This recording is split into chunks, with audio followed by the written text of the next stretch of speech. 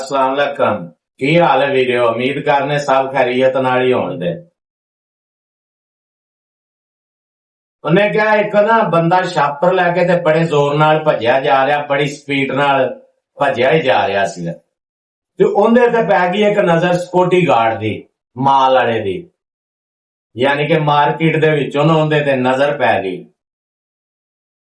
ते security guard भी उहदे पिछे भज पिया उहनूं पकड़न वास्ते।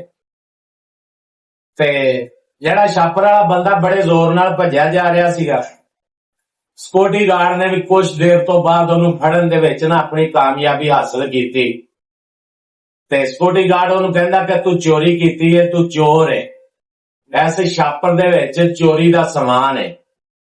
ਤੇ ਉਹ ਬੰਦਾ ਕਹਿੰਦਾ ਵੀ ਮੈਂ ਚੋਰੀ ਨਹੀਂ ਕੀਤੀ, ਇਸ ਛਾਪਰ ਦੇ ਵਿੱਚ ਮੇਰੀ ਬੇਗਮ ਦੇ ਕੱਪੜੇ ਆ ਤੇ ਮੈਂ ਇਸ ਲਈ ਮਾਰਕੀਟ ਦੇ ਵਿੱਚੋਂ ਲੈ ਕੇ ਸਪੀਡ ਨਾਲ ਭੱਜਿਆ ਕਿ ਮੇਰੇ ਘਰ ਪਹੁੰਚਣ ਤੋਂ ਪਹਿਲੇ ਇਹ ਹੁਣ ਦਾ ਫੈਸ਼ਨ ਬਦਲ ਜਾਏ।